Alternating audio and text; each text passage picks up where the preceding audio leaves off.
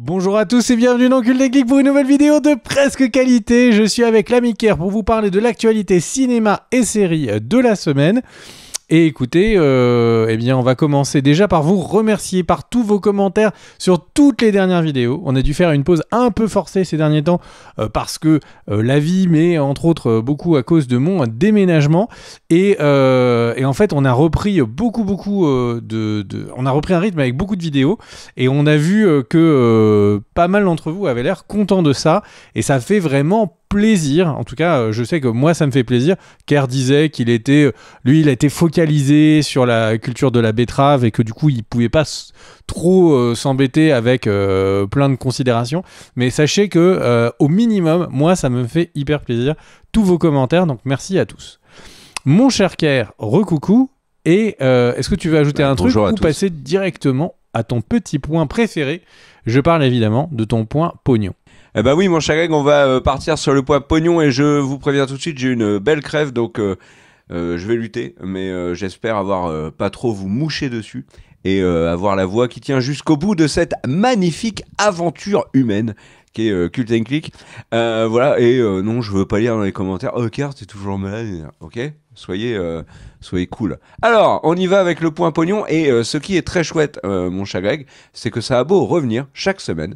Eh ben, je me suis encore fait attraper et je n'ai pas ouvert la page et donc je meuble le temps d'ouvrir la page. Avec donc Minecraft qui continue d'écraser le box-office. Vous allez me dire, vous qui l'avez vu, comme moi, que ça n'est pas mérité et c'est vrai, ce film est très mauvais alors que j'en profite pour fermer la fenêtre, vous savez tout de ma vie. Et donc aux États-Unis c'est 280 millions de dollars, mon cher Greg, c'est pas mal. Il y a quelques films Disney qui aimeraient en avoir autant, des sous-sous dans la popoche. Et ben figurez-vous qu'il est d'ores et déjà avec 550 millions de dollars en caisse, le deuxième plus gros succès de l'année. Je pense que pour rattraper le premier qui est Nisa 2, alors je sais, on m'a Neuza 2, je ne sais plus le dire. J'ai retenu le ne du commentaire. Le commentaire disait, Kerr, tu dis Nisa 2 n'importe comment, je te donne le tips, retiens-le bien. Le ni se dit ne et le za se dit et j'ai pas retenu, j'ai retenu que la moitié. Donc ça sera Neuza 2 qui est à 1,9 milliard de dollars donc pour le film chinois et donc derrière on a Hollywood qui est un peu à la traîne et donc Minecraft fait du bien forcément avec 550 millions de dollars. C'est devant Captain America Brave New World avec 400 millions et très loin derrière on a Blanche-Neige qui visiblement s'est perdue dans la forêt. Qu'est-ce que c'est drôle, avec 181 millions de dollars en poche et vous allez voir que Blanche-Neige continue sa brillante carrière aux États-Unis puisque pour sa 4e semaine, mon cher Greg, Blanche-Neige, gros Disney, n'est pas première parce que c'est Minecraft, mais elle n'est pas non plus 2e, elle n'est pas non plus 3e, elle n'est pas non plus 4e, elle n'est pas non plus 5e, elle n'est pas non plus 6e, elle n'est pas non plus 7e, elle est 8e. Heureusement qu'elle n'était pas par exemple 26e. Parce que là, ça aurait été très long. Je serais encore là en train de dire, elle n'est pas 23e, elle n'est pas 24e, etc. Donc voilà pour Blanche-Neige. C'est pas folichon. 2 millions de dollars ce week-end. Avec ça, on se paye pas grand-chose. Et donc 81 millions de dollars aux US, c'est pas terrible du tout. On avait en sortie The Amateur avec Rami Malek. Il y a beaucoup d'affiches dans Paris. Alors, non, j'en sais rien du tout, je mets pas les pieds à Paris. Mais la dernière fois que j'y suis allé, quand je t'ai vu, mon cher Greg, pour The Last of Us, il y avait des affiches de The Amateur partout. Il y a également un film qui fait beaucoup parler, c'est Warfare. Et lui aussi a démarré mollement. Oui, j'avais oublié de le dire que The Amateur avait commencé mollement. Ne m'en voulez pas. Voilà, c'est à peu près tout sur le box-office. On attend la sortie de Sinners. Apparemment, il y a une personne dans les commentaires qui a dit que je le disais très mal. Que ça ne se disait pas comme ça. Sauf que lui, il n'a pas expliqué comment on devait le dire, Sinners, alors que l'ami qui nous a expliqué comment on disait Neuza 2, m'a au moins permis de savoir le dire correctement à moitié. Voilà pour le point pognon, mon cher Greg. Je te laisse... Qui était beaucoup un point phonétique aussi. Le mot de la fin. Le mot de la fin donc de cette vidéo. Vas-y. Ok. Alors, quelle est ta première news ? N'hésitez pas vraiment à mettre entre crochets la phonétique de comment tout se prononce. Ça va sans doute nous aider. Voilà. Il y a des trucs qu'on maîtrise, comme Zack Snyder, par exemple. Ça, on s'est jamais pris les pieds dans le tapis. J'allais dire dans le pinceau, mais on se prend rarement les pieds dans un pinceau. Mais oui, là, en effet, il y a des titres qui sont compliqués. À toi, mon cher Greg. Mon cher Kerr, du coup, eh bien, tu parlais il y a quelques instants de The Last of Us qu'on était allé voir ensemble. Je rappelle que la vidéo est sur la chaîne pour ceux qui ne l'avaient pas vue ou qui n'avaient pas voulu la voir avant de voir le premier épisode. Eh bien, sache que Naughty Dog a pensé à toi, Kerr. Ils viennent enfin de sortir The Last of Us Complete Edition, la complète. La salade tomate oignon comme on appelle ça sur PlayStation 5 et donc sache que c'est une petite édition qui reprend donc les remakes du 1, le remaster du 2, tous les petits DLC et add-ons, et pour la modique somme, à ton avis combien vaut ce petit bundle? Alors il y a un seul DLC, Left Behind, et je le prie là comme ça, tu me fais un peu le juste prix, plus, moins, 119 €? Eh bien, moins 109,99. Ah, je croyais. Moi, j'avais lu 119, donc je me suis dit, je vais le bluffer en disant le pour un chiffre jeu, exact. Pour un jeu dont le remaster date de 2024, enfin, c'est des remakes et des remasters, j'ai trouvé ça couillu. Il y a un steelbook avec quand même, et il y a quelques lithographies qui sont sympathiques. Moi, grand amoureux de The Last of Us et consommateur de goodies, hein, ça se voit derrière, je suis pas du tout intéressé par cette version, mais sachez que le jeu en remaster, donc le 2, vient de sortir sur Steam pour ceux qui voulaient le faire sur PC. Donc, et apparemment, et de ce que j'ai compris, beaucoup de problèmes de plantage. Alors peut-être qu'ils ont mis des... Ah bon, bah moi j'ai lu l'inverse justement, que ça marchait bien. Peut-être que c'est corrigé, c'est ce que je disais, mais il a démarré avec énormément de demandes de remboursement. Et j'enchaîne direct avec une autre news. Netflix, vous le savez, utilise des IA pour faire les propositions, les recommandations donc sur la fameuse homepage quand vous arrivez sur Netflix. Et bien là, ils ont fait un partenariat technologique avec OpenAI. Et dans ce partenariat technologique, eh bien, il y aura pour... Alors, d'abord, ça va être que pour l'Australie et la Nouvelle-Zélande où ça va être proposé aux utilisateurs. Il faut que les utilisateurs à qui c'est proposé l'acceptent, ce n'est pas par défaut. Mais ils auront un nouveau système de recherche des vidéos qui sera donc proposé par OpenAI et qui est différent en quoi? Eh bien, par exemple, on pourra dire quelle est son humeur, dire en fait, j'aimerais bien un film qui me fasse me sentir bien aujourd'hui, j'ai envie d'être que mon cœur soit réchauffé et qui est Brad Pitt. Paf! Et là, il vous sort un film, il vous sort Meet Joe Black où Brad Pitt joue la mort. Et du coup, eh bien, en fait, ce partenariat va... Alors, c'est très rare que les mises à jour technologiques de Netflix soient proposées sur des territoires aussi petits. Visiblement, Bloomberg annonce que ça devrait être étendu au marché américain assez rapidement. Donc voilà, je ne sais pas si vous êtes très curieux de ça. En soi, pour le coup, c'est plutôt du service plutôt que de la destruction. Donc moi, je trouve ça plutôt chouette. Maintenant, je suis curieux de voir comment on va l'utiliser et quelle petite faille Internet va trouver au système. Quelles vont être les requêtes qui vont sortir des films improbables? Je pense que ça va est-ce que vous pouvez me sortir un film raciste français? Paf! D'un seul coup, plein de comédies françaises pourraient sortir. Il y a... je suis très curieux de savoir Christian Clavier. Voilà.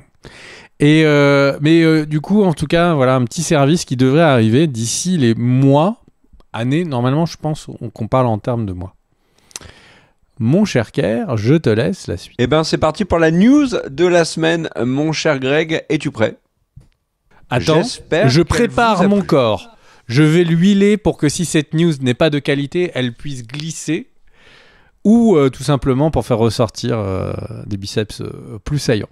Oui, mais fais-le réellement pour qu'on puisse avoir du reach, c'est plein de likes. D'ailleurs, si vous aimez Cut & Click et si vous voulez nous soutenir, mettez un petit pouce vers le haut, ça fait énormément de bien. À la chaîne, je sais que là, on quémande, mais bon, voilà, vous connaissez comment ça fonctionne avec YouTube, donc allez-y. Alors, la news de la semaine, c'est quoi? C'est la série Harry Potter. Mon cher Greg, il va y avoir une série Harry Potter. Nous n'avons pas plus d'infos pour le moment, mais il va y avoir une série Harry Potter. Cette news date d'octobre 2006. Donc c'est pas la... Non, je rigole. Donc on a des infos sur le casting de la série Harry Potter. En fait, c'est surtout des confirmations par HBO de ce qui avait déjà fuité, de ce que certains acteurs avaient déjà révélé, etc. Enfin, il y avait eu plein de choses qui avaient, fuité, qui avaient été évoquées par la presse américaine les plus sérieuses. Donc, on y va pour le casting d'Harry Potter. Pour l'instant, on ne sait pas qui va jouer Harry ou qui va jouer Potter aussi. Hermione, Ron, etc. On ne sait pas. Pour l'instant, on est resté plutôt sur les professeurs et les autres membres, de Poudlard, puisqu'on a également Rusard. Donc, qui va jouer Albus Dumbledore? Eh ben, c'est John Lithgow, qui était le fameux tueur Trinity dans Dexter, notamment, qu'on a vu en Winston Churchill dans The Crown, qu'on a vu aussi en grand méchant dans Cliffhanger avec Sylvester Stallone. Bref, excellent acteur. Et alors, il y a une particularité, mon cher Greg, c'est que John Lithgow, figure-toi, n'est pas anglais. Et donc, Albus Dumbledore ne va pas être so British, il va être so American. Ça se dit pas du tout comme ça. Donc, John Lithgow est un acteur américain. Alors, voilà pour Dumbledore. L'autre personnage il a fait quoi été révélé, c'est des gens connus là, parce que je connais pas les noms là. Non, John Lithgow, il est super connu. Trinity dans Dexter, le méchant dans Cliffhanger, Churchill dans The Crown. En fait, je me rappelle que de 3 rôles de John Lithgow. Non, mais ok. Non, il a fait plein de trucs. Il est plutôt connu pour des rôles. Alors, tu vas me dire Trinity est le contre-exemple, mais il est plutôt, pas trop charismatique, quoi. C'est genre le. Oh, mais Trinity, non, il a était beaucoup de charisme, John Lithgow. Non, pour le coup, moi, je trouve que c'est un excellent choix. Donc voilà. Il y avait à un moment donné, il parlait Gary Oldman, j'avais entendu parler pour Dumbledore, ce qui aurait été chelou vu qu'il a joué Sirius. Donc voilà. Alors, qui va jouer Minerva McGonagall? C'est Janet McTeer, qu'on a vu récemment en Hera dans Chaos. Elle a joué également dans Ozark, donc une habituée des séries Netflix.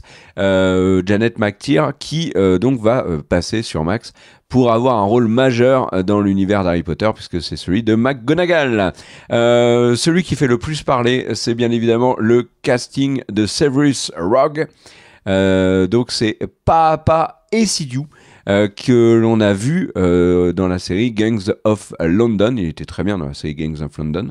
Acteur donc de couleur noire. Alors bien évidemment, quand il y a eu l'annonce, je me suis dit oh là là, Internet va exploser.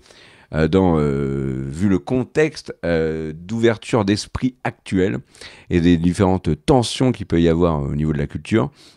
Moi, je trouve que c'est un choix intéressant. L'acteur était pas mal dans Gangs of London, et c'est vrai qu'en y réfléchissant, il a un truc pour être Severus.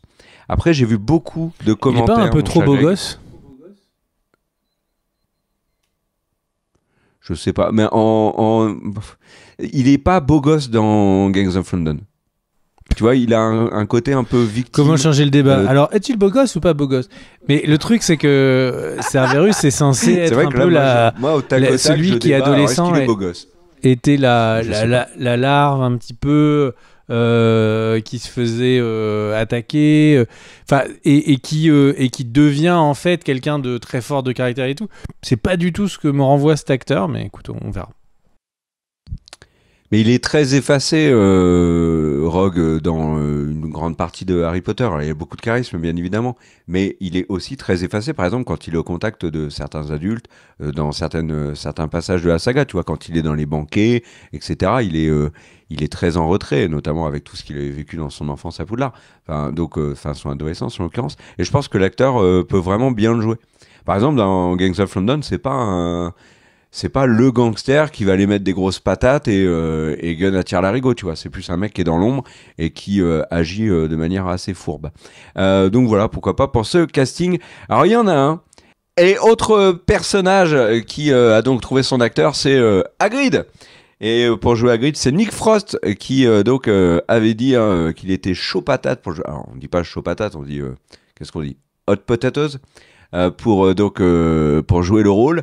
Et alors Nick Frost, c'est qui? C'est bien évidemment Shaun of the Dead. On l'a vu dans des séries, hein, plus récemment, True Seeker notamment, on l'avait vu dans Into the Badlands.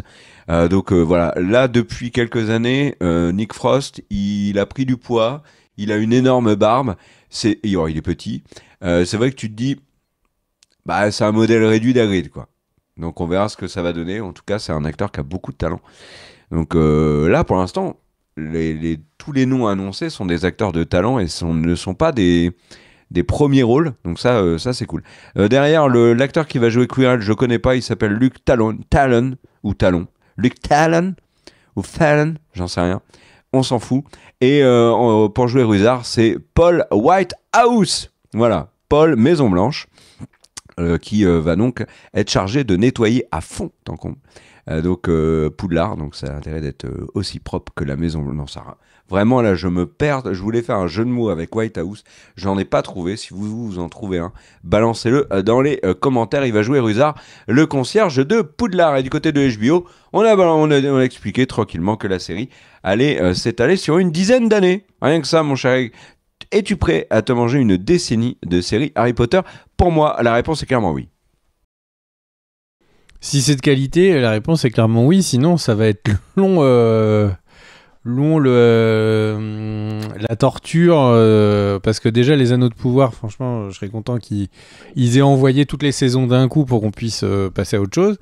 Mais écoute, on va voir. Ce qui est sûr, c'est que Warner... franchement, les Anneaux de Pouvoir avaient rien demandé. Et tu leur balances un petit scud là tranquille. J'attends juste le moment où tu mets une petite pichenette à The Acolyte. Et là, franchement, ça sera parfait. Non, enfin, The Acolyte a été oublié, annulé. Enfin, tu vois. Mais le truc, c'est que c'est vrai que là, le truc, c'est que Warner a tellement la pression. Enfin, Max, mais carrément, là, c'est Warner. A une pression titanesque parce qu'ils vont pas très bien, Warner, on en a parlé là, dans le dernière vidéo news. Tout à fait. Et du coup, de pas avoir là un énorme carton Harry Potter qui pourrait relancer la machine, des produits dérivés, des parcs d'attraction, enfin de tout ce que vous voulez, là c'est un enjeu vital. Donc c'est pour ça que en fait, quand Warner a fait les films Harry Potter, ils les ont fait avec la manière. Franchement, les films sont extrêmement réussis. Et du coup, là, bon, le casting, tout ça, on verra. Je suis prêt à toutes les découvertes, nouveautés, tout ça. Je veux voir les premiers épisodes. Je veux entendre la musique. Parce qu'ils font quand même revenir... Enfin, c'était John Williams, quoi. C'est-à-dire que qui peut être le mec qui va faire mieux ou égaler, enfin c'est très très compliqué quoi, mais on l'a vu, c'est possible. La musique de Star Wars est considérée comme une des meilleures BO de films et Mando, ils sont allés voir Ludwig Göransson qui a fait une BO du même niveau modernisée, donc c'est possible, mais je suis très très curieux de voir ce qu'ils vont réussir à faire avec cette série que j'ai particulièrement hâte de voir, enfin ouais. Moi, j'ai vraiment envie de voir une adaptation fidèle des livres, ce qu'ils ont promis. Parce que alors, vous allez dire, mais encore une adaptation fidèle, etc. Bon, déjà, on n'en voit quasiment jamais. Mais c'est surtout le truc qu'on n'a jamais vu. Parce que Harry Potter, les films, bien évidemment, du fait du format film, a cut énormément de choses. Et voilà, même s'ils n'ont pas changé la substantielle moelle des bouquins, moi, voir une adaptation fidèle me plairait beaucoup. Toi aussi, non? Ah oui, c'est sûr. Après, le seul truc, c'est que... donc là, cette année, on devrait avoir l'adaptation totale des livres en audiobook, avec chaque personnage joué par un acteur, etc. Donc on va avoir la première adaptation totale des bouquins. Et du coup, alors ça me fait très très plaisir de voir ça adapté, mais c'est sûr que je vais me jeter sur les audiobooks. Et du coup, la série va être la 3e relecture des livres en peu de temps. Ça n'a aucun sens de te jeter sur les audiobooks alors qu'ils sont en format digital, il faut juste les télécharger en fait. C'est simple conseil d'amis. Très bien. J'enchaîne ? Attends, je voulais juste conclure ma news de la semaine en disant qu'elle avait duré une semaine. À toi. Alors, je m'auto-troll. Puisque tu parlais... alors la news un peu arnaque, soyons clairs. Donc la roue du temps saison 3 est en cours. Et Kerr m'interdit de faire des vidéos dessus. Non, c'est pas vrai du tout. Et c'est pas une news arnaque. Dans le jargon populaire, on appelle ça une news the pit. Quand tu veux parler d'un truc que t'aimes bien, tu vas chercher n'importe quelle info bidon dessus juste pour en parler. Et donc cette petite news arnaque, comme on l'appelle dans le métier, ou The Pit, comme dit Kerr, eh bien, en fait, c'est pour vous dire que La Roue du Temps saison 3 en est déjà quasiment à sa fin de saison. Et franchement, je kiffe beaucoup, beaucoup. Alors, la première saison, c'était un peu le guilty pleasure. La série est notée sur 7 sur IMDb. Je la noterais moi-même peut-être plutôt 6 sur 10. Mais bon, il y avait des bases, ok, voilà. Alors... Bon, certains vont dire, les anneaux de pouvoir vont prendre une balle perdue, mais clairement, La Roue du Temps, je trouve, sur cette saison 3, roule sur les anneaux de pouvoir de très loin. C'est vraiment de très très loin la meilleure série de fantasy de la plateforme Prime. Et, mais alors vraiment, si vous êtes fan de fantasy, que la première saison, vous avez été un peu mi-figue, mi-raisin sur La Roue du Temps, je vous conseille vivement de reprendre cette saison 3. Il y a des épisodes avec de nombreuses révélations, une saga épopée et tout sur certains épisodes qui sont vraiment vraiment stylés. Il y a des enjeux, il y a des retournements de situation qui sont forts. Et là, on a eu la semaine dernière l'épisode qui est la grande bataille. Et alors, ce n'est pas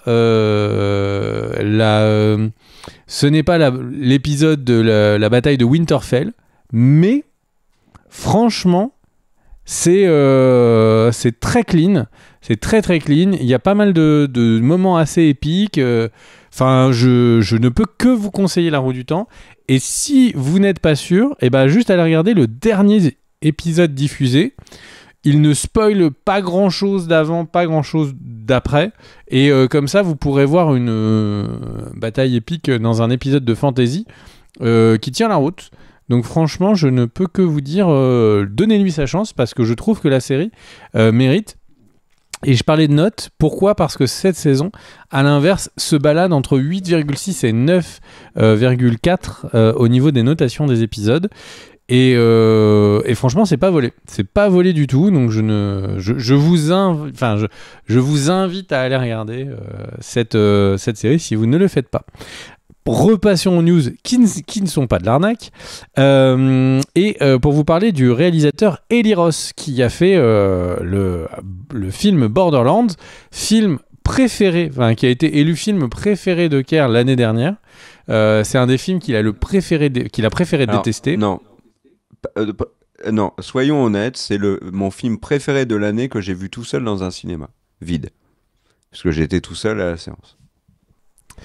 Et donc Borderlands par Eli Roth. Alors Eli Roth revient dans un podcast sur le film qui a été terminé accessoirement pas par lui. C'était à ce point-là que ça s'était mal passé. Et il revient en disant qu'il y a des choix artistiques. Pour ta gouverne, le film n'est pas terminé. Ils se sont dit YOLO, allez. Et justement, alors il accepte qu'il y a des choix artistiques qui ont été faits qui ne plaisent pas au public, mais surtout, il revient en disant qu'il aurait jamais dû accepter de faire le film pendant les confinements. Et il explique que toute la préparation, les échanges sur le scénario, les échanges sur les pistes créatives avec les acteurs, les échanges sur les décors, les costumes et tout était fait via Zoom. Et il dit qu'il y a en coordination d'équipe, que Zoom est totalement inefficace, a été complètement inefficace pour lui. Il expliquait que du coup, quand ils ont essayé de remettre un peu sur des rails le film par des reshoots, par des scènes qui ont été donc refilmées a posteriori, des réécritures, eh bien ils se sont rendus compte que c'était pas si facile que ça. Tout simplement parce qu'ils se sont retrouvés avec des confinements, ils se sont retrouvés avec des contaminations de l'équipe technique et acteurs. Donc un film particulièrement compliqué pour sa production. Alors, encore une fois, il admet que les choix créatifs n'ont pas plu au public, mais il essaye de mettre une petite pièce sur la machine Covid pour aussi expliquer la qualité du film. Puis c'est quand même très malhonnête de dire ça n'a pas plu au public. Il n'y a pas eu de public. C'est un des plus gros échecs. Personne l'a vu, son film. Eli Roth, bon, il a pas de bol. Ok, très bien. Son Borderlands était tout pourri. Il n'y a pas que lui qui est tout pourri dans le film. Rien ne va. Mais il faut quand même saluer sa carrière. Moi, j'apprécie beaucoup. Il avait fait Hostel. J'avais énormément aimé Green Inferno et Knock Knock, avec les deux avec Lorenza Iso, qui à l'époque, je crois, était sa compagne.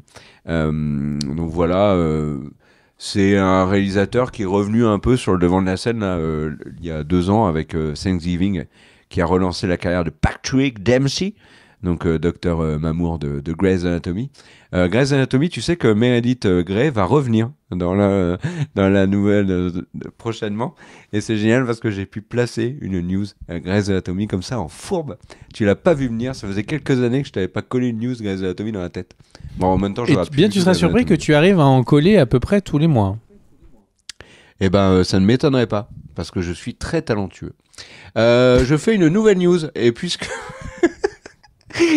mon cher Greg, tu as fait une news arnaque, une news qu'on appelle également une news The Pit, je vais vous parler de The Pit pour vous dire déjà la plus belle news quand même arnaque, excuse-moi de te couper, mais la plus belle news arnaque qu'on a fait depuis très longtemps, c'était quand même l'arnaque du réalisateur qui avait détourné les fonds des 47 Samouraïs, qui avait détourné les fonds de Netflix. Moi je me remets pas de cette news, c'est quand même et qui au final a gagné de l'argent en misant en bourse et en crypto-monnaie, enfin qui a perdu.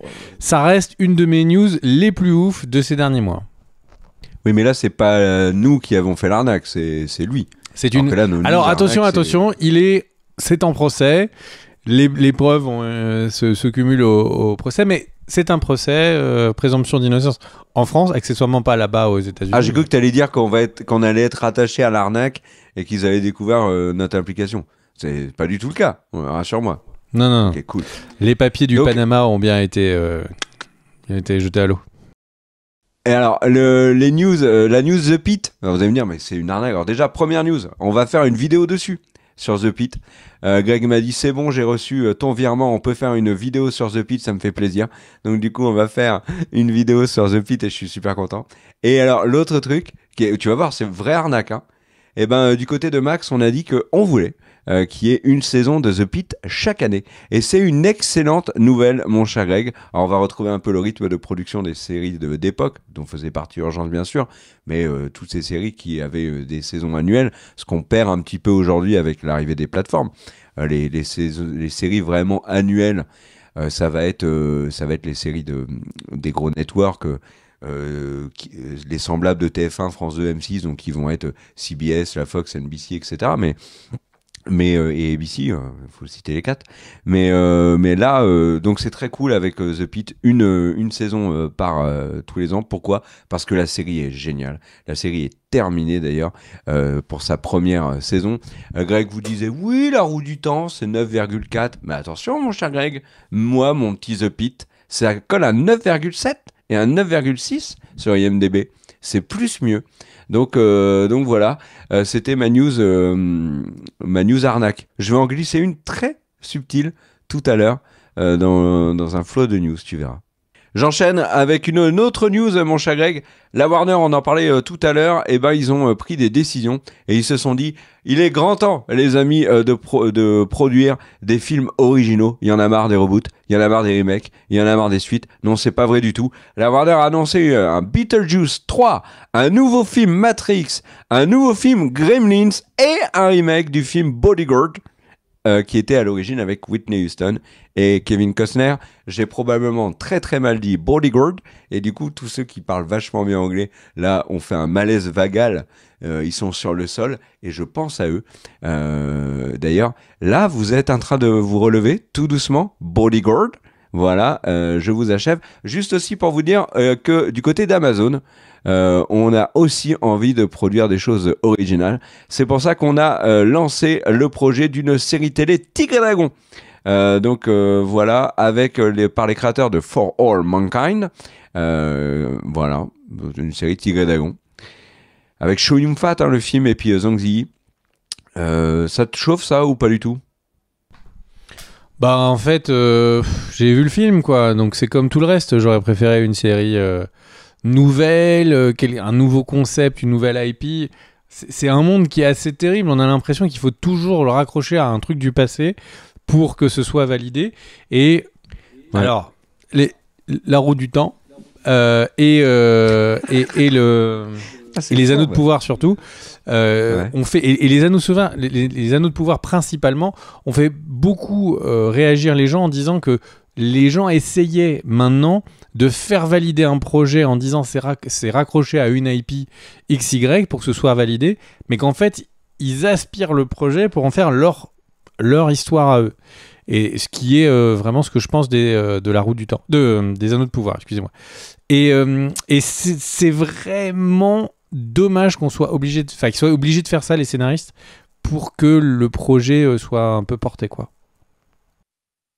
Ouais. Alors par contre, on peut quand même reconnaître qu'Amazon est ambitieux, parce que là où Game of Thrones a très longtemps fait le choix, mon cher gars, il faut que t'écoutes, entre les loups et les dragons dans Goth, et ben du côté d'Amazon, on fait clairement le choix de faire des tigres et des dragons en même temps. Et ça, mine de rien, en termes de CGI, ça va coûter bonbon. Ok, tout à fait. Donc le film, tu t'en souviens pas trop. Est-ce que je peux faire une dernière news qui est un hommage J'allais enchaîner sur les scénaristes. Tu veux pas qu'on se fasse une petite transition ? Oh, vas-y, transitionne sur les scénaristes. On parle des scénaristes qui, justement, ont du mal à faire valider. Eh bien, la fameuse guilde des scénaristes expliquait qu'il y a 1319 postes de scénaristes de moins par rapport à l'année 2022-2023. Majoritairement parmi les postes de seniors, donc tous ceux qui sont en supervision des scripts, et les débutants, qui arrivent numéro 2 de ceux qui ont été le plus virés. Et puis au milieu, il y a les postes intermédiaires avec seulement 33 postes. Donc les niveaux, ceux qui ont plus que 4 ou 5 ans, je crois, ils prennent ça. Et ça se sent, hein, Greg. Ça se sent parce que, par exemple, tu vois, là, par exemple, j'ai vu Minecraft, c'est sûr et certain, il n'y a pas de scénariste dessus. Hein. Non, mais justement, en fait, c'est le truc, c'est que, en gros, le truc, ils les ont tous virés. J'étais très surpris de la news parce que, bon, alors, effectivement, on dit tout ça, les scénaristes sont. Ils étaient où pour le scénario tel et tel truc? Mais en gros, d'une manière générale, on dit souvent qu'on est dans une des périodes qui tourne le plus au monde. Enfin, de toute l'histoire du cinéma, on est dans une des périodes où il y a le plus de tournage. Mais en fait, les raisons sont encore une fois la baisse de la télévision qui du coup demande moins de jobs de scénaristes pour des épisodes ponctuels qui du coup petit à petit n'ont plus de travail. Il y a eu aussi le ralentissement dû aux grèves différentes en 2023 et le streaming serait dans une période de ralentissement des projets et donc c'est les scénaristes qui le vivent en premier puisqu'ils sont à la base, à la genèse des scénarios suite à la pression de Wall Street d'après Hollywood Reporter qui met la pression aux différentes plateformes de streaming pour qu'elles arrêtent de produire pour produire et qu'elles produisent juste ce qu'il faut pour être rentable et de justifier nos abonnements. C'est mine de rien, c'est quand même pas mal de personnes en moins. C'est quasiment 15% des travailleurs en moins à Hollywood. Et après, on peut rajouter un autre point, c'est que c'est aussi le cinéma américain et le cinéma, l'audiovisuel américain qui est en berne, puisque de plus en plus les productions sont déportées dans d'autres pays. J'ai pas entendu ce que t'as dit. Non, t'as dit qu'il était en berne. J'ai demandé si c'était Stéphane. Je voulais savoir si on parlait bien de la même personne. Bah tu vois, voilà. C'est à toi. Je peux faire ma petite news sur le commentaire que j'ai pu voir sur la chaîne. Qui disait Kerr, décidément, quel beau gosse. Voilà, donc je trouvais ça très sympa. Merci à toi. Non, c'est pas du tout le commentaire que je veux aborder. J'ai trouvé ça très intéressant. Il nous a été écrit par Beaton7338, qui a un pseudo éclaté, mais qui a parlé très justement, je trouve, de Endgame, qui faisait écho donc à notre vidéo, le MCU est-il mort? Allez voir cette vidéo après celle-ci, elle est géniale. Vous n'en reviendrez pas. Et dans plutôt ce que de voir Echo pour lui. La série Echo. Oui. Regardez nos vidéos plutôt que de voir la série Echo, je pense que vous aurez mieux utilisé votre temps. Ah oui, bien évidemment. Mais c'est très très chelou de vouloir voir la série Echo maintenant. Car déjà, personne ne l'a regardée quand elle est sortie. Mais alors maintenant. Bref, l'ami Beaton7338 dit que pour lui, l'erreur de Marvel remonte à avant Endgame. En fait, il aurait fait les choses différemment. Il dit en gros qu'avec Endgame, les Avengers décident de leur propre, je lis ces mots parce qu'il écrit C'est vraiment bien écrit en plus. Non, je te troll, mais je trouvais ton commentaire très réussi, donc je voulais le partager. Dans Endgame, les Avengers ont décidé de leur propre chef de restaurer la moitié de l'humanité disparue. Pour lui, donc, il estime qu'il est normal que les autorités veuillent contrôler les actions des Avengers, puisqu'ils ont un impact aussi incroyable sur le monde. Alors bien évidemment, là, ils ont sauvé la moitié de l'humanité, mais si demain ils pètent une durite et ils décident de faire un truc bien pire, ils ont un impact qui est terrible. Et donc pour lui, ils auraient pu ouvrir Civil War comme nouvel arc narratif cohérent en lieu et place du multiverse, à partir donc du snap. Donc tu vois, par exemple, mettre en place des lois qui contrôlent les super-héros, certains vont refuser ou pas, etc. Et on aurait eu donc Endgame. Mais c'est déjà le cas dans Civil War. Oui, mais pas pour la même raison. Dans Civil War, c'est lié au Wakanda. Dans le comics, c'est lié... c'est les New Mutants qui... Non, c'est lequel qui explose. Il y a un mutant qui explose. Et ça provoque la guerre civile. Oui, ça c'est Civil War, les comics. Mais Civil War, oui. Le film, il y avait déjà les accords avec Ross, justement, pour contrôler les actions des Avengers. Non, c'est après le délire avec Black Panther et Bucky. C'est le même film. Oui, c'est Civil War, mais là en fait lui il propose autre chose, c'est de faire en fait Endgame. Il aurait fallu faire Endgame d'abord et ensuite Civil War qui aurait été la conséquence de Endgame. Je trouve que c'est intéressant et surtout ça nous aurait permis de ne pas avoir le multiverse là maintenant tout de suite. Et il dit un truc intéressant, ça aurait permis de réserver le multiverse quand nous serions nostalgiques des héros décédés. En effet, ça aurait été pas mal, alors un côté nostalgique et en plus ça aurait été une opportunité pour Marvel de faire revenir des personnages qui sont décédés mais dans quelques années. Donc voilà, je trouvais ça intéressant. Je vais me permettre de donner un avis personnel qui est, je sais, très très très contesté sur internet. Et si il n'y avait jamais eu de multivers dans le MCU? Voilà, je le dis comme ça. Ah mais ça aurait été formidable. C'est un débat que je lance. Et si, en fait, du coup, quand un personnage meurt, il meurt, et puis c'est comme ça, c'est un enjeu. Moi, je trouve ça, c'est un peu la genèse du crime. Je sais que c'est très présent dans les comics, mais c'est pas parce que c'est dans les comics que j'aime bien. Je pense que chaque format mérite d'être traité différemment, et le cinéma, je trouve que la mort d'un personnage, un acteur, un incarnant, marque encore plus. Donc, bon, voilà. Puisque tu parles de ça, j'en profite pour te dire qu'il y a Ryan Coogler et sa société qui ont rendu disponibles les scripts de ces films. Donc il y a Fruitvale Station, Grid 3, Black Panther et Black Panther Wakanda Forever, dont les scénarios sont disponibles pour une utilisation éducative uniquement. Donc c'est seulement pour... si vous voulez en apprendre plus sur son écriture. Et je vais enchaîner direct avec une autre news MCU, comme ça je te fais les deux. Les 4 Fantastiques, il y a un premier... la couverture de Entertainment Weekly qui est sortie. Et petit à petit, moi qui avais très peu confiance sur le film, sauf évidemment pour ses acteurs, eh bien de plus en plus, je commence à kiffer le look du film et je dois l'avouer, hâte de voir le film. Eh ben mon cher Greg, je trouve ton emballement particulièrement fantastique. Moi je vais parler de Marvel. Attends, j'ai une news énorme. J'avais une transition parfaite. Mais non, j'ai une news MCU je l'avais énorme. Préparée. Tu m'avais fait une passe décisive, j'allais la mettre au fond. Ok. Panier à 3 points, home run. 7 et match. Ouais. Ok, moi mon truc c'est je vais te parler de Punisher. Puisque Disney a annoncé qu'il y aurait un épisode spécial, un Special Punisher. Donc il n'y aura pas une saison complète, juste voilà, on ne sait pas si ça va être un format d'une heure et demie, on verra bien. En tout cas, John Berthold, qui joue donc le Punisher, a dit « Ne vous inquiétez pas, ce ne sera pas un Punisher allégé, je vous le promets. » Donc visiblement, il sera toujours aussi baraque avec un petit bidon. Voilà, il ne sera pas allégé le Punisher. C'était ça ton home run?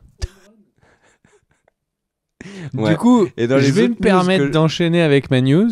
Donc, Brave New World, Captain America était en fait le bêtisier au cinéma. Ah non, pardon, j'ai mal lu. Le bêtisier du film est sorti. Et il y a 2 scènes coupées qui sont... ça drôle du tout. De quoi? J'ai regardé le bêtisier, j'ai pas du tout trouvé ça drôle. Ouais, moi j'ai regardé Le Bêtisier au cinéma. Non, le film, pardon, excusez-moi, je fais tout. Et Mais déjà, tu l'as pas trouvé drôle j'étais non plus. déçu. Ouais, non, Ouais. déjà j'étais déçu. Bref, et il y a des scènes coupées qui sont aussi disponibles que le MCU a rendu dispo sur YouTube. Voilà, si vous êtes curieux.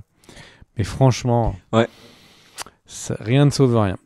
Mon cher Kerr, tu voulais enchaîner. T'avais un autre home run, t'avais un Oui, banger non, moi news. j'ai une autre news. Tu vas voir, amener les choses de manière différente pour que la douleur soit moins brutale. Êtes-vous prêts? J'ai une excellente nouvelle pour les fans de la série Mystic Quest qui est sur Apple TV+, puisque vous allez pouvoir profiter votre temps pour faire autre chose. La série ayant été annulée après 4 saisons, il n'y aura qu'un seul épisode final qui sera diffusé dans quelques jours, histoire de conclure l'aventure. C'est horrible la manière dont j'ai annoncé les choses, j'en suis particulièrement désolé. John Boyega, Finn de Star Wars, eh ben, ça fait un moment Kevin Feige lui a demandé, il lui a dit « Hey John, do you want to play in the MCU ?» T'as vu, je l'ai plutôt bien dit, non? C'est pas mal, non? Grave. T'es fier ou pas? Et il lui a t'es demandé fier. s'il voulait contrôler des gros robots ou pas. Non, il lui a dit Do you want to play in the MCU? Et à ce moment-là, John Boyega n'avait pas On pourrait répondu. faire Et là, ça y est, un il a décidé de crossover répondre. multivers avec Non, mais on va pas y Pacific arriver, Rim là, sur 3. cette news. Déjà que c'est une news qui ne sert à rien et qui intéresse 3 personnes au fond de la classe là. Donc John Boyega, il va jouer quoi à ton avis? Il veut jouer quel personnage dans le MCU? Je t'aide, c'est un X-Men qui était joué jusqu'à présent par Omar Sy. Ah, oui. Oui. Qui a un oui, nom oui. d'androïde dans Alien. Première syllabe B, deuxième syllabe Shop. Je peux pas t'aider davantage. Ah non, Bishop, oui. Bishop? Ouais. Sharp. C'est Bishop. C'est Ouais. Bishop la réponse. Bah, il veut jouer. Franchement, rendez le rôle à Omar Sy, quoi. Bah, Boyega, il fera bien le taf. Oui, mais Omar Sy le faisait très bien aussi. C'est quoi cette phare? C'est quoi cette attaque sur Omar Sy? Sur Omar Sy. Hein? Mais j'ai rien contre Omar Sy. Bah voilà, c'est tout. J'adore Omar Sy. Alors, Frankie Muniz, qui joue Malcolm in the Middle, petite info, eh ben, il est pilote de NASCAR, parce qu'il adore la course automobile.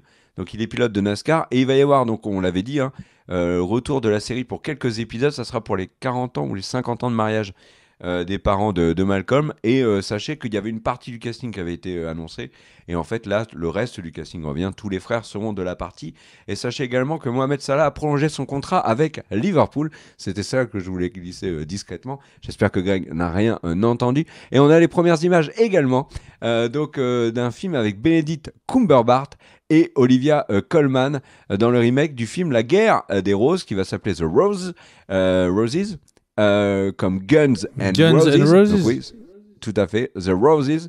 Et il va être réalisé ce film par Jay Roach, qui a fait les 3 premiers Austin Powers. Vous allez me dire, mais qui a fait les suivants? Mais il n'y en a pas eu d'autres, tout simplement.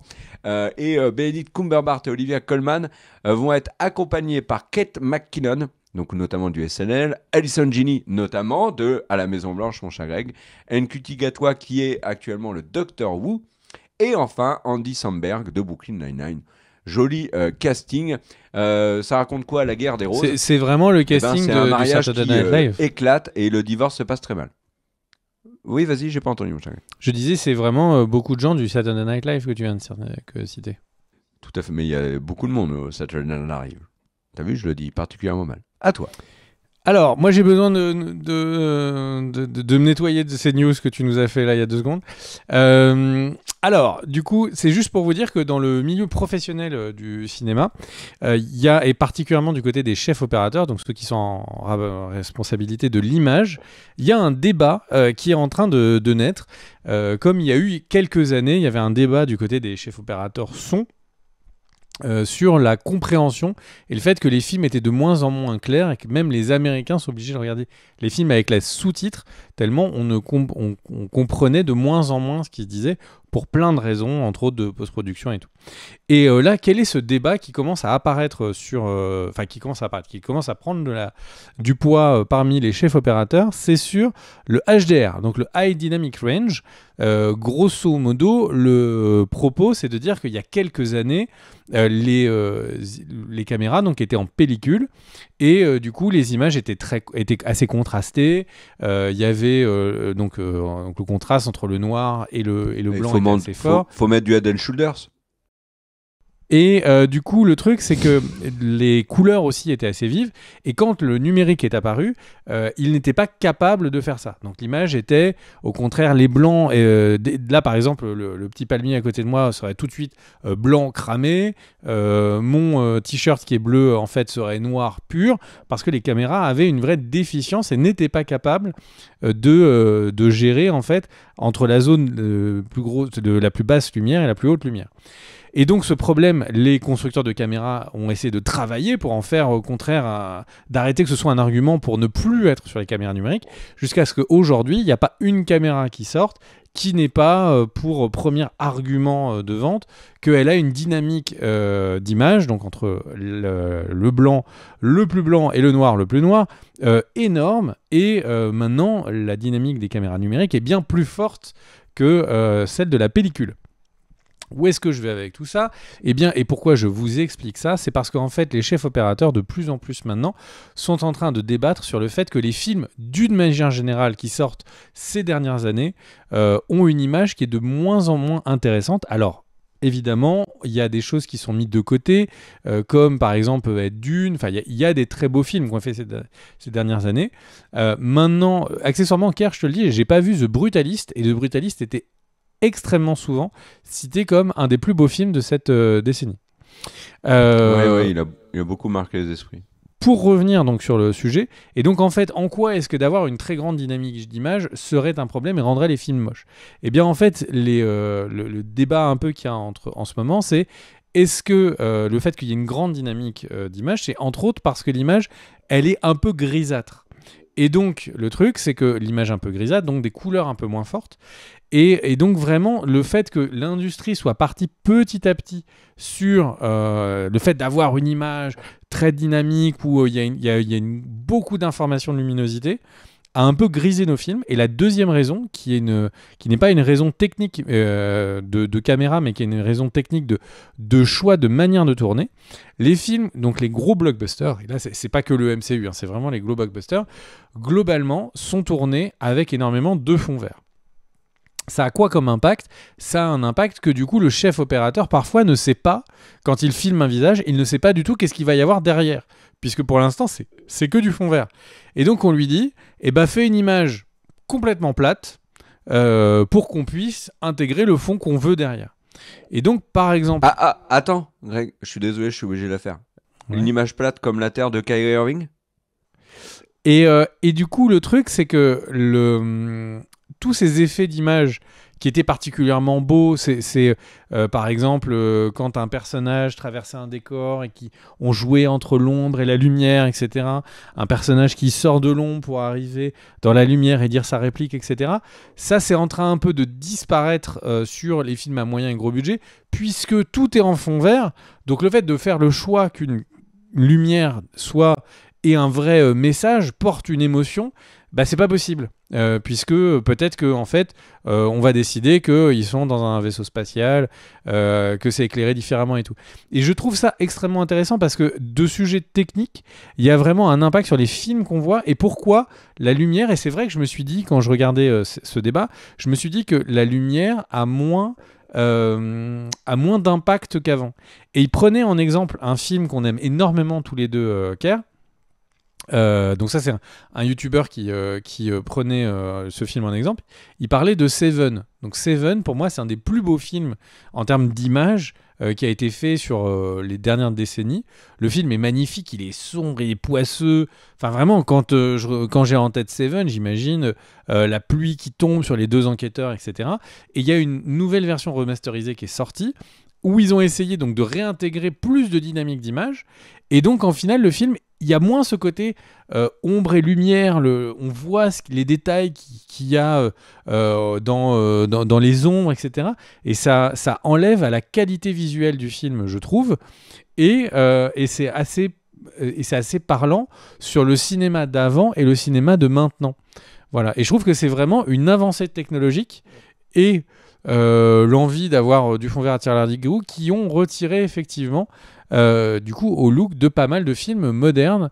Et j'espère que ce débat, alors on parle pas de, l'idée n'est pas juste de dire c'était mieux avant, et j'espère que ce débat est une prise de conscience, comme il y a eu la prise de conscience, et c'est pour ça que j'en parlais au début, pour le monde du son, que à l'époque, un des problèmes était le fait qu'on voulait tourner très vite, et on disait, bon, bah, le son sera refait en post-production. Sauf que ce n'était pas toujours le cas. Et ça a été une prise de considération qui a fait que non seulement il y a eu beaucoup d'évolution sur le fait de mettre des sous-titres à disposition pour le maximum de films, ce qui est bien pour l'inclusivité aussi, mais de dire, bah, en fait, le son est plus important que ça, il faut qu'on lui remette de l'intérêt. Et là, j'espère que cette prise de conscience va nous permettre d'avoir des nouveaux films qui seront aussi marqués visuellement que ce qu'on a pu avoir avec, vraiment, pour moi, un des plus grands films de chef opérateur, c'est Seven. Même La Plage, le film La Plage, The Beach, a des moments de cinéma où vraiment l'image, la lumière veut dire des choses. Voilà.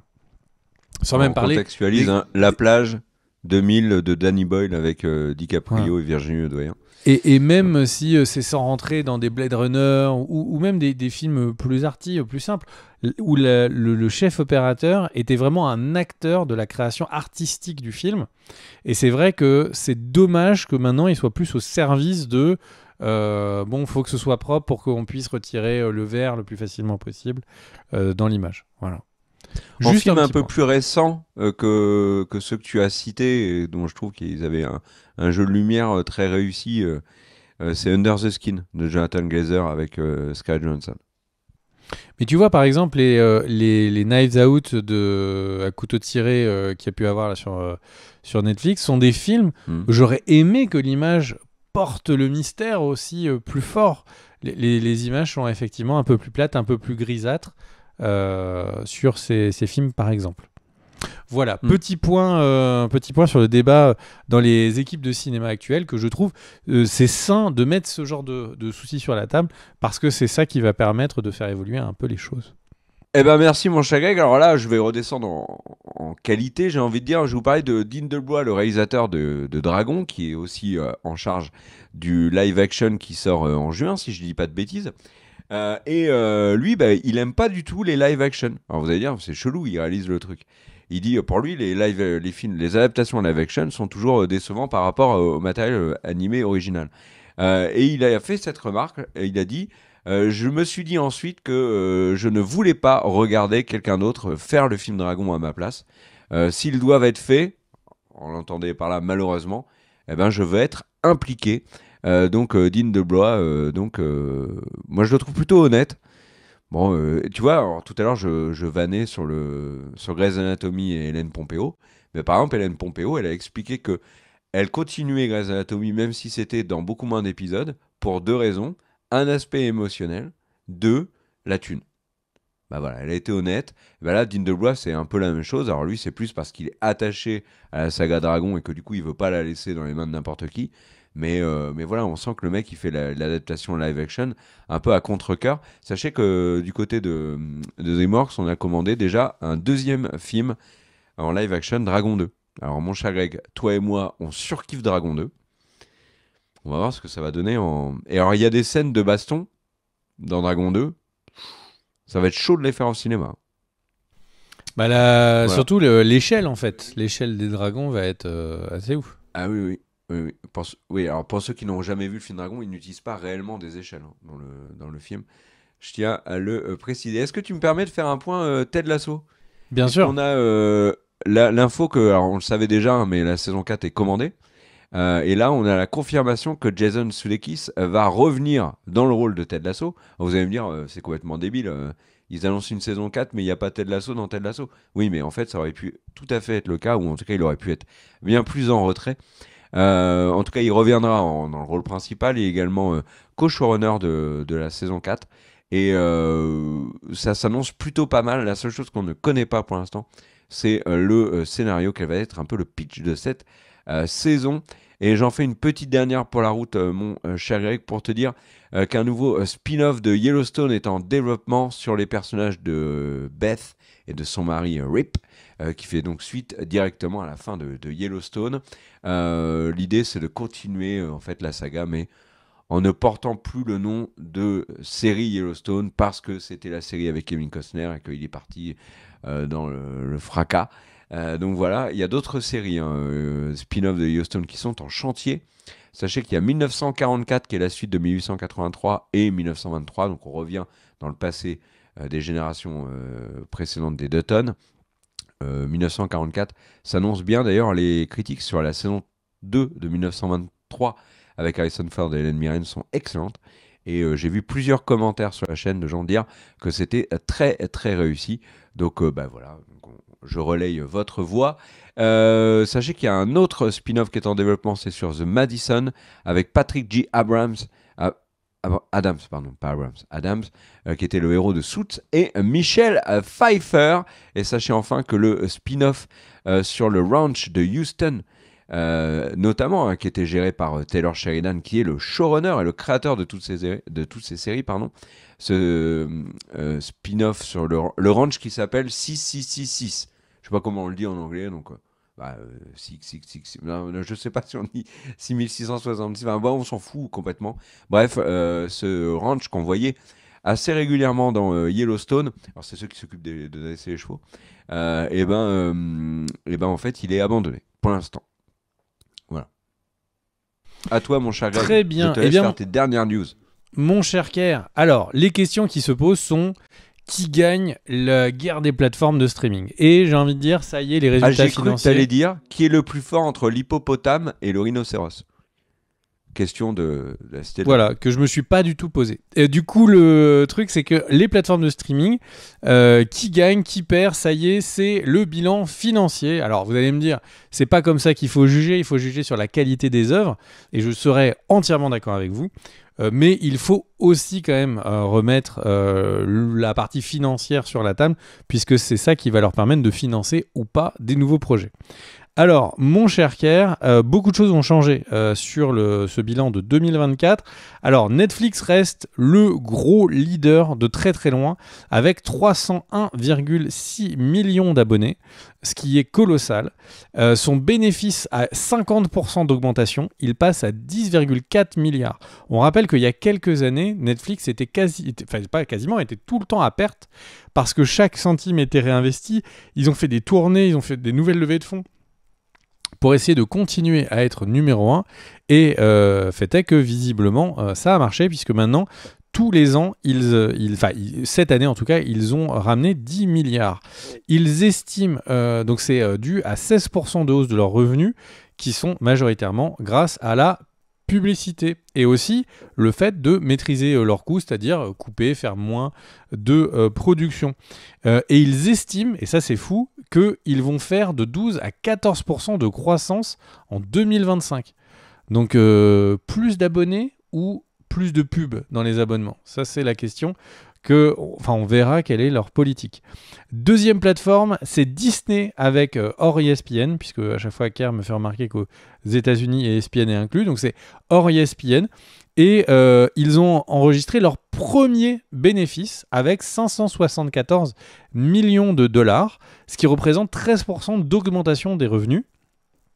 Et les analystes expliquent que c'est très majoritairement dû à un très gros succès de certaines séries comme Shogun et Only Murder in the Building. Only Murder in the Building, je ne sais pas ce que c'est. Donc quand j'ai vu qu'une partie des revenus... Alors, Shogun aux US c'est sur FX.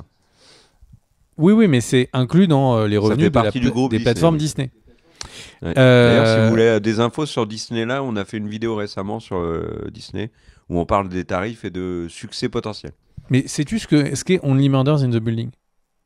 Bien évidemment, c'est avec Selena Gomez, Leslie Nielsen et Martin Sheen. Je n'en avais jamais entendu parler, et elle a fortement aidé au succès avec Shogun. Et puis elle est très souvent nominée aux Emmy Awards, aux Golden Globes. D'ailleurs, Warner... Christophe Waltz va jouer dans la prochaine saison. Christophe Waltz de Inglourious Basterds. Warner Discovery aussi a commencé à continuer à gagner de l'argent, mais beaucoup plus qu'avant, parce que eux, ils ont gagné 677 millions de dollars, donc plus que Disney, et c'est dû à une toute petite hausse de leurs revenus. Mais le truc, c'est qu'en fait, eux, comment est-ce qu'ils ont fait en gagnant un petit peu plus, fait beaucoup plus de bénéfices? C'est tout simplement parce qu'ils ont coupé énormément de coûts. Et eux communiquent toujours sur leurs abonnés, et ils sont à 117 millions d'abonnés. Donc, c'est-à-dire qu'en gros, c'est 3 fois plus petit. Max plus Discovery, c'est 3 fois plus petit que Netflix d'un point de vue mondial. Et bah, franchement, je sais pas ce que t'en penses, mais j'aurais dit que c'était encore plus petit. Non, parce que aux États-Unis, c'est très gros, hein. Tu vois, t'as HBO, t'as quand même le catalogue Warner et compagnie. C'est très gros. Mais tu vois, là, tu parlais de ça et moi, je Mais me t'aurais faisais une dit réflexion. mondialement 3 fois plus petit? Tu t'aurais pas dit encore plus petit que ça? Non, non, non, je pense que. Puis il y a un vrai catalogue, même. Puis ça dépend, tu vois, des offres, hein. Là, par exemple, nous, on fait partie des abonnés Max parce qu'on l'a eu on l'avait avant et on l'aurait eu autrement si on l'avait pas eu avec Canal. Mais ceux qui l'ont eu avec Canal, tu vois, ça compte dans les abonnés. Donc c'est pas déconnant. Mais une remarque que je me suis faite, c'est qu'il y a une grosse différence dans la diffusion en France de The Last of Us. Et est-ce que ça va avoir un impact sur l'audience de la série entre la saison 1 et la saison 2? Puisque rappelle-toi, la saison 1 était diffusée gratuitement sur Prime. Donc comme il y a beaucoup d'abonnés sur Prime en France.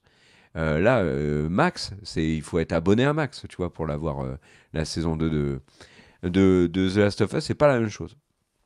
Voilà, c'est une petite remarque. Et Prime dans tout ça? Prime, par contre, juste pour info, on n'a pas les résultats dans ces analyses, mais par contre, on va passer du côté des déficitaires et déficitaires. Donc le premier des déficitaires, c'est Paramount avec moins 497 millions de dollars. Ils ont continué à gagner de plus en plus, ils ont monté leurs revenus de 13%, les mettant à 7,6 milliards, mais malheureusement, ils ont trop de coûts et du coup, ils essayent de trop produire et ça continue d'être à perte. Et ça a été le cas de l'analyse Netflix, d'Eos, comme tu le disais, c'est peut-être une bonne chose pour Paramount d'être dans une politique d'investissement sur des programmes de qualité. Là, ils nous proposent quand même des trucs quali, Paramount. Alors justement, Pourquoi la pas hausse des revenus est due, d'après les analystes, directement liée à Landman et Toolsacking. Ils espèrent que leurs investissements dont tu es en train de parler, donc les investissements dans tous ces contenus, les mettent rentables à partir de 2025 aux États-Unis seulement. Donc écoute, ils continuent d'y croire, donc ça c'est pas mal. Encore une fois, nous, Par contre, les consommateurs, on profite d'énormément de séries en ce moment, à voir lesquelles on aime bien. Paramount, ils sont extrêmement. Par là, moi, je trouve qu'ils sont dépendants de Taylor Sheridan. Parce que moi, je parlais de Yellowstone juste avant.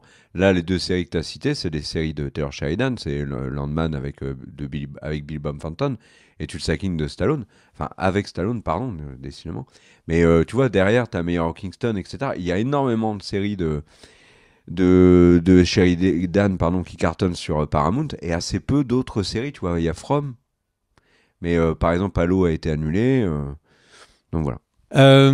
Et NBC Universal, eux, c'est les très très très lourdes pertes. C'est quasiment 2 milliards de pertes, 1,8. Peacock avait gagné énormément. Donc ils ont fait une hausse de 40%. Grâce aux Jeux Olympiques de Paris 2024 et à leurs audiences de la NFL. Mais ça ne suffit pas, leurs investissements ne payent pas. Ils pensaient être loin au-dessus de leur taille actuelle. C'est vrai que Peacock, c'est pas étonnant qu'ils soient dans les derniers. Maintenant, NBC Universal, je pense que on l'a même pas en France. Si ça continue, ils vont devoir se poser des questions et peut-être devenir un service d'une des autres plateformes. Oui, puis il faudrait déjà qu'ils la déploient un peu à l'international. Peacock se sont vraiment focus sur le marché américain. Tu l'as dit, ils étaient imbattables sur les Jeux Olympiques, mais derrière, tu vois, c'est comme Max qui était extrêmement efficace sur les JO avec Eurosport, mais qui derrière a eu beaucoup de mal à rebondir. T'as les JO plus House of the Dragon, et derrière, ils ont eu plus de mal. Après, c'est vrai qu'il y a des bonnes séries qui ont enchaîné, mais ils ont eu quand même une période de creux, quoi. Donc voilà, donc au final, le petit instantané, Netflix en 1, Disney en 2, Warner en 3, Paramount en 4, NBC Universal en 5 et Prime n'a pas communiqué encore sur l'intégralité de ses revenus. Donc c'est pour ça qu'ils sont en dehors de l'analyse. Mon cher Kerr, veux-tu enchaîner ? Alors news, j'enchaîne directement avec des petites news. Alors première petite news, Star Wars. On vous avait parlé du leak d'un jeu à la XCOM, etc. Il est confirmé. Ce sera Star Wars Zero Company qui sera produit par le studio Firaxis, qui est un nouveau studio composé avec des gens qui avaient fait Civilization et XCOM. Et des gens qui ont quitté le studio Respawn, qui a fait notamment les Jedi Survivor. Donc, j'ai envie de dire, plutôt du bon si vous êtes fan de Star Wars. Puisqu'on parle de Star Wars, je vais enchaîner par l'annonce de nouveau livre autour de Dark Vador. Et j'avoue que, mon cher Kerr, alors je vais pas faire long parce que je sais que la vidéo a déjà un peu duré, mais je me suis laissé tomber dans les livres Star Wars ces derniers temps.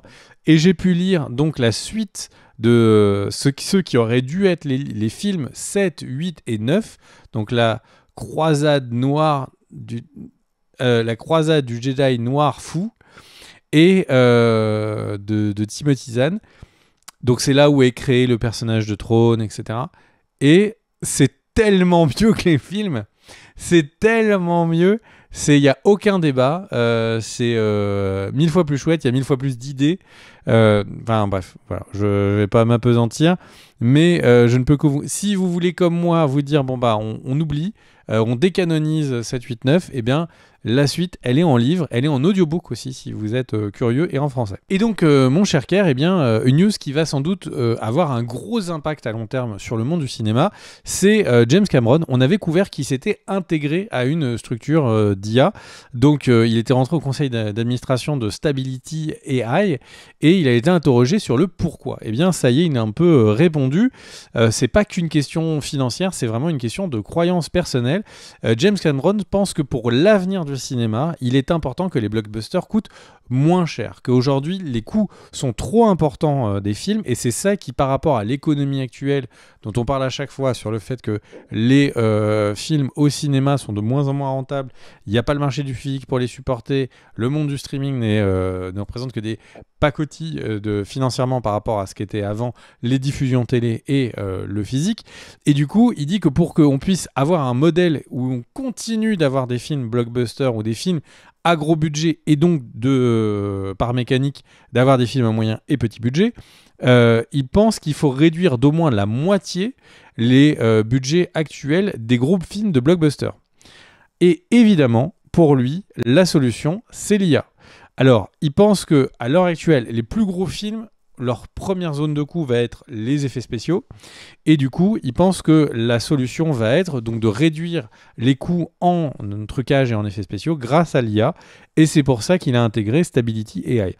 C'est vrai que du coup pour le coup si c'est bien fait, si c'est géré par un réalisateur qui a une vision, c'est pour le bénéfice de tout le monde. C'est-à-dire que si on peut imaginer que les films à blockbuster, ambitieux, etc., ont 2 fois moins de coûts. Ça veut dire aussi qu'il y a une pression des studios pour essayer qu'ils soient rentables, de contrôler chaque image, chaque seconde sera moins présente. Je rappelle que le point de vue de Disney sur l'échec de The Marvels, c'était que comme une partie du tournage était pendant le Covid, il n'y avait pas assez d'exé de Disney pour contrôler le film. Alors, si vous l'avez vu, c'est totalement l'inverse en tout cas de mon point de vue. Et donc, c'est vrai que ça pourrait donner de la liberté aux créateurs. Alors, là, je suis peut-être un peu dans le monde des bisounours, mais c'est vrai que si ça a un impact sur le budget, ça a un impact direct sur le contrôle par les studios et la tension sur la rentabilité des films. Il espère aussi du coup que les IA vont non seulement réduire parce qu'elles vont générer les images, mais aussi potentiellement beaucoup plus vite, donc réduire le temps de production des films. Et donc de facto réduire les coûts. C'est une approche que je trouve effectivement intéressante, malgré le fait qu'il ne faut pas se cacher que ça veut dire que c'est les truquistes qui vont être coupés en très grande quantité. C'est-à-dire que quand, dans l'animation, certains des gros studios avaient des têtes pensantes qui disaient que 80% des effectifs allaient être virés, je pense que James Cameron a à peu près la même idée au niveau des effets spéciaux. Il dit que son travail va être de continuer à avoir des rendus de qualité, parce que bon, effectivement, si vous utilisez de l'IA pour générer des images, vous savez que tout n'est pas extrêmement quali, surtout sur la durée. Générer une image, c'est bien, mais la travailler, c'est plus compliqué. Et je suis très partagé par rapport à cette news, parce que c'est le pouvoir au réalisateur, le but de ça, mais en même temps, c'est un pan entier d'artistes, et vraiment d'artistes, qui vont être coupés. Qu'est-ce que tu en penses, mon cher Car? Eh ben, qu'est-ce qu'il y connaît au cinéma, James Cameron? Non, mais pour être plus sérieux... C'est une très très bonne remarque. Non, attends, c'est une très très bonne remarque. Qu'est-ce qu'il y connaît au cinéma? Alors je sais que tu dis ça pour plaisanter, mais qu'est-ce qu'il y connaît? Oui. C'est lui qui, avec Titanic, a quand même mis le Oui, fait mais il l'a qu'il coulé. était Il possible l'a d'avoir coulé, des films... Titanic. Ouais, Ah d'avoir oui. des films plus longs au cinéma qui étaient des succès. C'est lui qui, avec Terminator, a vraiment poussé Avant Titanic, il y a eu Terminator 2. beaucoup de très gros succès très longs. Oui, bien sûr, mais on était à un moment où il y avait une vraie question financière Oui, sur le bien fait de sûr. continuer à le faire. Les Terminator 2, il a fait énormément d'inventions sur justement les trucages. Il a permis de mettre en place plein de choses qui ont été remis après dans pas mal de films. Sur les avatars, la motion capture, il a complètement changé pas mal de techno autour de la motion capture. Il nous a obligés, alors c'est peut-être pas son meilleur fait d'armes, à avoir de la 3D dans toute l'industrie du cinéma pendant plusieurs années. Donc effectivement, là où James Cameron va, souvent l'industrie du cinéma suit un peu. Et c'est vrai que le fait qu'il aille là-bas, je pense que ça va être un espèce de gage pour beaucoup de studios que, allez, ok, on fonce. J'espère que... Alors, James Cameron a le luxe de pouvoir dire, moi, je développe mon film pendant 10 ans. Je développe une technologie pendant 10 ans pour avoir la motion capture sous l'eau dans Avatar 2, etc. J'ai peur qu'on voit des trucs un peu plus à l'arrache apparaître avant. Mais encore une fois, je suis très partagé. Excuse-moi, tu disais. Non, mais après, tu connais mon discours qui revient inlassablement sur l'IA et le fait que, eh ben oui, ça va permettre de réduire les coûts, oui, ça va permettre d'avoir des bénéfices plus grands, oui, mais ça va surtout flinguer énormément d'emplois. Donc voilà, à force de mettre de l'IA partout, on va peut-être oublier que le cinéma est un art, tu vois, aussi. La création d'un film, c'est la création de... C'est plein de petites mains qui travaillent dessus, pas plein de petits PC. Tu vois? Alors vous allez me dire, c'est cocasse, alors que j'adore les films d'animation et tout. Mais je veux dire, c'est un débat qui est plus large, et j'en arrive toujours à la même conclusion. Moi, je continuerai de préférer des productions qui font travailler les gens, qui mettent leur cœur. Ce sont des artistes, voilà, tout simplement. Donc ça m'embête un peu de la part de Cameron, mais en soi, je suis pas méga étonné connaissant le personnage. Hein. On le connaît, James. Non, mais oui, t'as raison. Il a fait énormément pour la 3D, pour les effets spéciaux. Donc, peut-être qu'il va apporter des choses positives dans l'utilisation de l'IA, mais je reste très sceptique. Après, ça serait cocasse qu'une IA développée par James Cameron détruise l'humanité et qu'on retrouve un scénario à la Terminator. Ça serait cocasse. Est-ce qu'on s'arrête là, mon cher Greg, pour cette semaine? Je vais enchaîner avec 2 petites news, mon cher Ker. Eh ben alors, attends, j'avais une news pour toi. Ah bah tu me permets que je la fasse, je l'ai trouvé, j'avais oublié. J'avais mis de côté dans mon petit tiroir pour Greg. Et donc, c'est parti. Tu es prêt? Avec grand plaisir. Oh, comment on appelle ça à Disneyland? Moi, j'en sais rien, moi j'y vais pas beaucoup. Toi, tu connais, on va dire, le royaume du Roi Lion. Va arriver à Disneyland Paris, mon cher Greg, et il commence ses travaux cet automne. Donc, si tu as envie de donner un coup de main, tout simplement, tu peux y aller, ils seront contents. Il va également y avoir un manège sur là-haut. Ouais, il va y avoir un manège sur là-haut. Donc, si tu as envie de faire du manège et que tu aimes le film là-haut, eh ben, tes 2 passions seront donc réunies dans la même attraction. Voilà. Ça, personnellement, vraiment, c'est une news pour te faire plaisir, dont je me contrefous. Pas de te faire plaisir. Le sujet de la news. Eh bien, mon cher Kerr, tu as parlé de là-haut, je vais te parler de en bas. Donc, je vais parler de Trump. Trump a commencé à avancer sur des procès, en tout cas, il a annoncé qu'il y aurait des procès autour de 2 émissions, donc notamment 60 minutes, qui est une émission d'investigation aux US. Et il est de plus en plus en train de parler de faire définancer plusieurs des réseaux de news concurrents à Fox News. Alors, ça fait flipper dans le monde de l'actualité qu'il y ait des chaînes qui n'aient plus les mêmes, ne soient plus à armes égales du tout, avec certaines aidées par les États, d'autres pas du tout, pour avoir des organismes indépendants ou pas. Et surtout, la question qui se pose, c'est le cinéma et les séries vont-ils être l'étape d'après? Et va-t-il y avoir des studios, des majors qui vont être bien vus du pouvoir en place aux États-Unis et d'autres mal vus? C'est en tout cas des inquiétudes qui commencent à se faire ressentir du côté d'Hollywood. Alors évidemment, il y avait déjà la guerre autour de cette histoire de DEI, d'inclusion, etc. Mais certains pensent que c'est que la première partie de l'attaque de l'administration Trump sur les majors de ciné et séries. Je termine par une dernière news de la chronologie des médias. Kerr, vous avez couvert une super news là, il n'y a pas longtemps sur le fait que Disney avait réussi, en acceptant de financer beaucoup plus le cinéma français, de faire réduire à 9 mois la chronologie des médias. Et du coup, la réponse, c'est que Netflix, qui est entre 15 et 12 mois actuellement suivant les films, n'est pas content du tout, puisque Disney a 9 mois en investissant 40 millions, et Netflix, eux, investissent 50 millions pour 12 mois. Donc, ils sont en train de saisir des autorités françaises pour justement essayer de reniveler le débat. Et eux demandent également au minimum les 9 mois. Voilà, donc ce combat continue. Je ne sais pas ce que tu en penses. J'ai l'impression que 9 mois, ça reste trop long, puisque dans les faits, je connais très peu de films qui restent en salle pendant 8 mois. Et surtout que les films sortent des salles beaucoup plus vite qu'avant. Dès qu'un film ne marche pas, il est tège. C'est moins violent qu'aux États-Unis, mais c'est quand même de plus en plus rapide. Il faut laisser à la VOD de la place. Hein. Il y a le marché de la VOD après le cinéma. Donc il faut quand même que sur le marché de la VOD, il y ait un petit laps de temps. Mais c'est quand la dernière fois C'est quand la dernière fois que tu as loué un film sur une plateforme ? VOD ? Ouais. Jamais de ma vie. Moi je l'ai fait il n'y a pas très longtemps parce que le film n'était pas jamais loué de VOD. Jamais loué de VOD.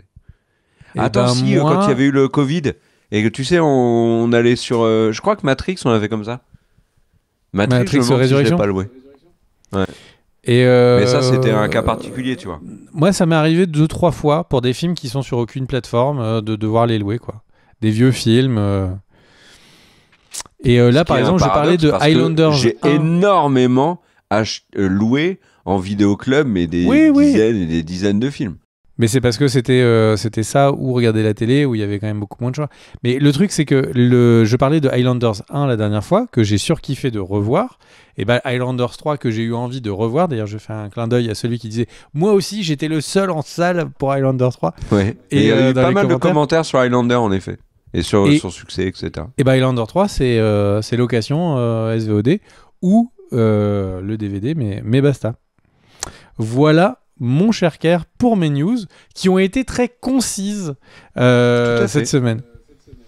Tout à fait. Eh ben, on se retrouve très vite pour de nouvelles aventures sur Cult & Click. N'hésitez pas à remettre un petit pouce vers le haut. Alors, non, si vous l'avez mis déjà tout à l'heure et que vous le remettez, ça l'enlève. Mais si vous l'avez pas mis tout à l'heure, mettez-le, ça nous fera plaisir. N'hésitez pas à mettre un commentaire, réagir bien évidemment sur toutes les news. Alors, vous n'êtes pas obligé de réagir sur toutes les news. Vous choisissez quelques-unes, une petite vingtaine, et vous réagissez. On se retrouve très vite. Il y a pas mal de vidéos sur la chaîne, notamment notre avis sur le premier épisode de The Last of Us. Il y a d'autres choses qui vont arriver très vite. On se retrouve, voilà, j'ai dit très vite, donc je vais le répéter une nouvelle fois. Passez une bonne fin de journée. Ciao.